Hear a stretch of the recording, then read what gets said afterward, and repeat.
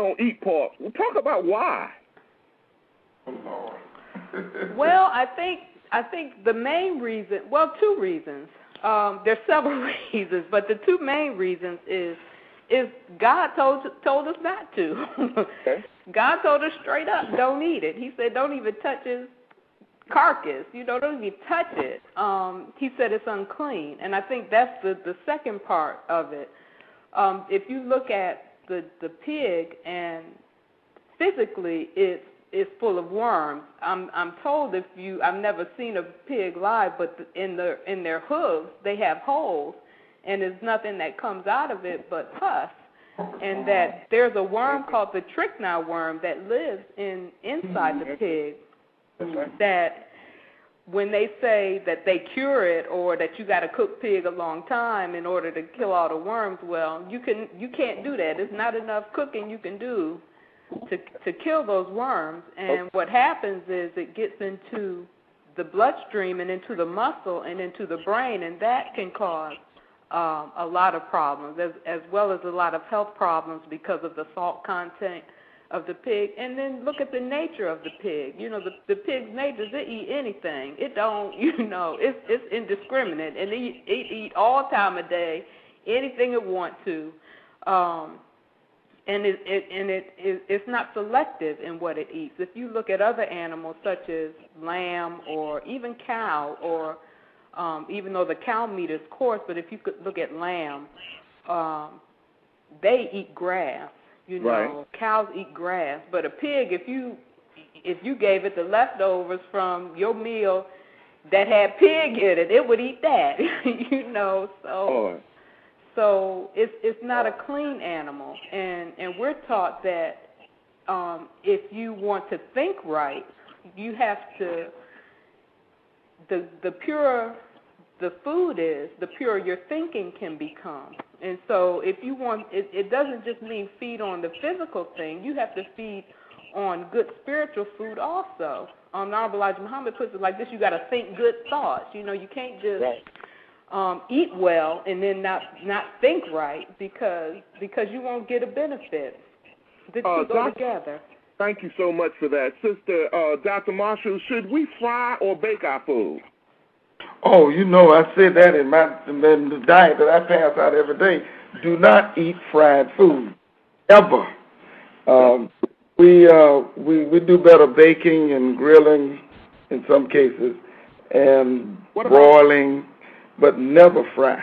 What about fried fish? We like that on Fridays. Mm-mm. Well, you almost have to compromise with these patients sometimes.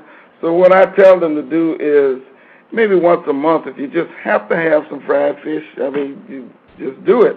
But it's so much easier to just bake it in the oven. It's so quick, and you can season it nicely. It's great with vegetables and rice, but it's, again, you do the best you can with advising people on what to eat and how to eat. And but no, if you could avoid frying anything, do that. Avoid it. Very good. And Dr. Murfree. Yes, sir. Are you still with us? Okay. I'm right here with you. Okay, tell me this. As we get ready to conclude, the emotional eating that we're doing, is it all emotional eating, or is it just that we just like to eat, period? Well, it's a combination of things. We do like to eat because, as I mentioned early on, gustation, taste buds, your tongue, that's a part of the appetite. But what goes along with that are the subliminal messages which seduce us in to think that we should eat. If there's a party, there should be something. If there's drinking, there should be food. If you go somewhere, watch what happens. No parent loves dog when they ring the bell.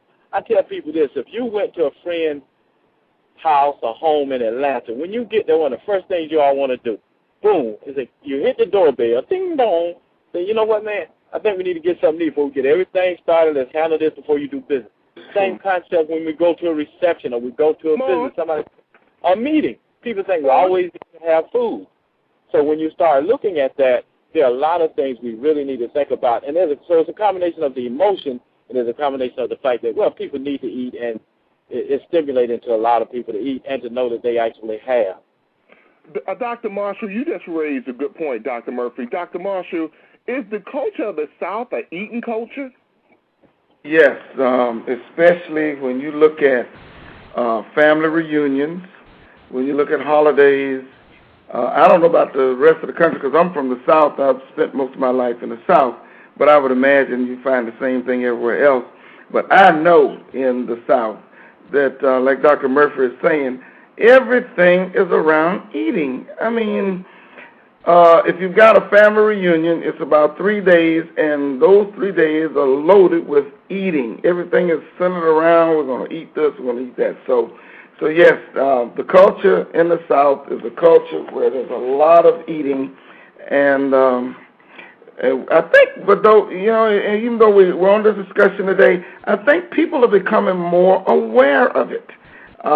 Everybody isn't, but I'm hearing and seeing, because of the heart disease and the deaths from heart disease and kidney disease and people on dialysis, they're beginning to now see that they need to keep the cholesterol down. They're beginning to see that they definitely need to lose weight. So the culture is changing, but yes, there's a lot of eating down here, and I think it's changing. Very good. And Marcus, before you go to Dr. Muhammad, can I say something too to just kind of piggyback on what Dr. Marshall was saying? Join Brother Marcus on the Brother Marcus Show every Sunday at 8 p.m. on the internet. Our website is www.blogtalkradio.com/Brother Marcus Show. That's www.blogtalkradio.com/Brother Marcus Show. When you visit this site, you can log on to the website and hear all of our previous shows that we have archived for you. The Brother Marcus Show is a national and international show that is open to all guests and callers regardless of race, creed, class, color, or religious affiliation.